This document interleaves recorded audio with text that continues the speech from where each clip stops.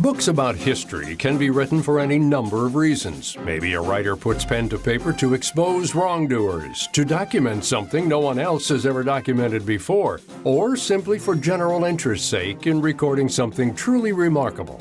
Historian and National Book Award finalist Elizabeth Partridge's book, Boots on the Ground, America's War in Vietnam, though, is one she says felt almost personal. I was a teenager during the Vietnam War, and I was actually in the San Francisco Bay Area at a large urban high school, and I was one of the protesters against the war. I felt it was just a horrible thing to be doing, causing suffering and pain for so many people, Americans and Vietnamese. And so I continued that anti-war protesting for several years during the war.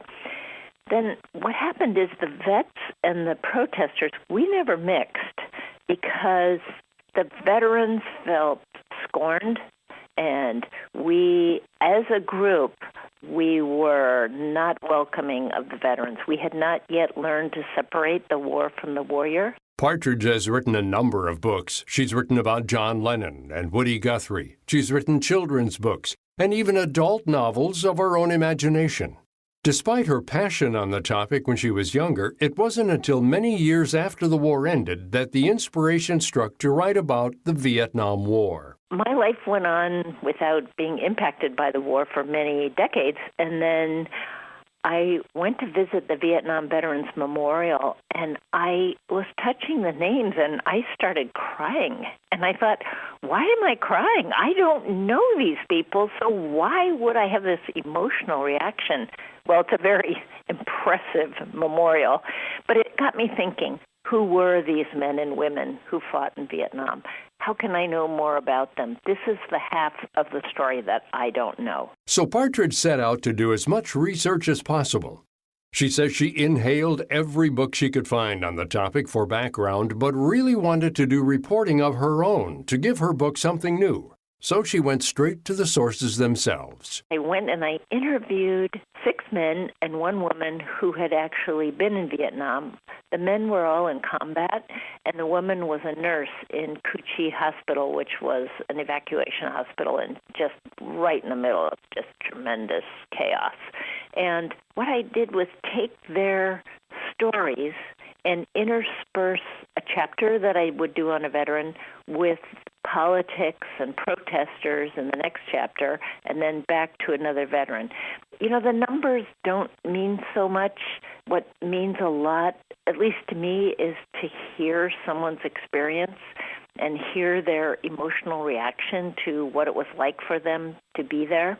And that way I could connect their experiences with readers. One of the veterans she interviewed is a man named Henry Allen, a Selma, Alabama native who was trained to be a nonviolent protester after seeing Martin Luther King Jr. come to town with his March for the Vote. Despite his belief in nonviolence, Allen was recruited to be a machine gunner in Vietnam and had to be trained to go against his every instinct. Here he was with this machine gun. At first, he didn't want to use it. He'd been trained in nonviolence. But he realized not only would he put himself in danger, he would put his comrades in danger. So he had to use the machine gun. And he said, I became a killing machine. That's what I did. But then towards the end of his 1-year tour in Vietnam, he was assigned the duty of standing next to a pile of North Vietnamese soldiers who had been killed. And other Americans were going through their pockets looking for any kind of information that they could get written down to see if it would be helpful. And as Henry Allen stood there and saw family photos come out of these guys' pockets, he realized these are people too. They're fighting for a cause. I'm fighting for a cause.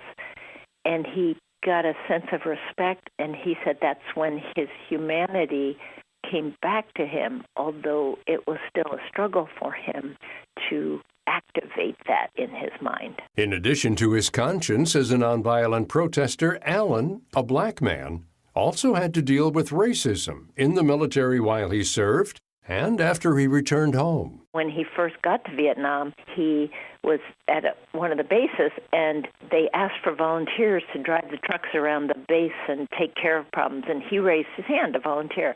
He was assigned a wheelbarrow and told to collect human waste out of the privies, and the white people who had raised their hands were given the trucks.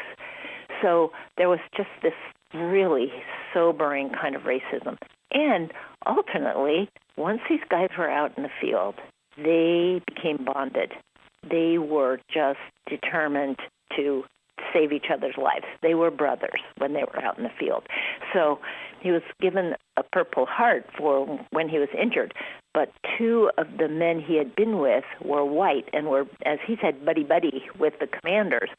They were given better medals than he was, and he refused his Purple Heart as a statement against the racism there. And the officer who was presenting it to him said, "You can't refuse your Purple Heart." He's like, "Oh, yes, I can. I refuse it." He's a man of just incredible integrity. Another one of Partridge's interviews was Tom Kelly, an American medic who served in Vietnam. She says he was one of the countless U.S. soldiers who were forced to live with long-term physical ailments as a result of their service. One of the things he would do when he was working in the hospital was they would take these grievously wounded young men, and they needed to do an X-ray on them first thing to see what exactly was going on as best they could tell. There was no time to do anything for him but to pick up these guys in his arms and carry them over to the X-ray machine and hold them still while the X-ray was taken. He received so much X-rays that he was rendered sterile. So that was one of the prices that he paid. That was very clear. And then, of course, there's Agent Orange issues, and, many of these men have died since of cancers that were related to their service in Vietnam. And still another subject in the book is Lily Adams, a military nurse, who says some of the mental aspects of the war have never quite left her. She told me that just recently, now she's in her 70s, just recently she was in an airport and everything was kind of shut down because there was a thunderstorm overhead and the airport was filling up and filling up. She said, even though she knew she looked ridiculous, that thunder made her body afraid, and she had to go over and face the wall and put her hands over her head. She couldn't not do it. That's how deeply woven into her fiber her experiences are. Partridge says that mental aspect of returning from war is something that deserves a lot of attention. The U.S. Department of Veterans Affairs released a statistic last year that veterans are at 22% higher risk of suicide than non-veterans in America. One veteran who struggled with suicidal thoughts was Jan Scruggs, a man who eventually became the president of the Vietnam Veterans Memorial Fund. He got home and he was just couldn't fit in, felt like life was pointless, and he almost committed suicide, chose not to. One night, several years later, he was watching the movie The Deer Hunter, and, it was very impactful for the three guys in The Deer Hunter who go to Vietnam and serve and come back and are very affected by it. And Jan sat at a table that night in his kitchen, drinking whiskey and just thinking about the guys he had seen killed. And he just, he was drunk and he was angry, and he just said, I am going to build a monument in the middle of Washington, D.C., and it's going to have the name of every guy and every woman who was killed in Vietnam, because we have to honor these men and women, and we have to never forget them. And he went to his boss, and he said, I need to take a couple of days off. I've got this idea, and I need to work on it. And the boss looked at him and said, we all need a mental health day now and then, but why don't you take a week? Because he was so distraught. So he is the one who managed, using Maya Lin's brilliant design, to get the Vietnam Veterans Memorial up in Washington, D.C. Elizabeth Partridge's book, Boots on the Ground, is available now. For more information about all of the topics and guests featured on our show, visit viewpointsonline.net. You can find archives of past programs there and on iTunes and Stitcher. Resources for suicidal or struggling soldiers and veterans are available at militaryhelpline.org or by calling 888-457-4838. That's 888-457-4838. I'm Gary Price.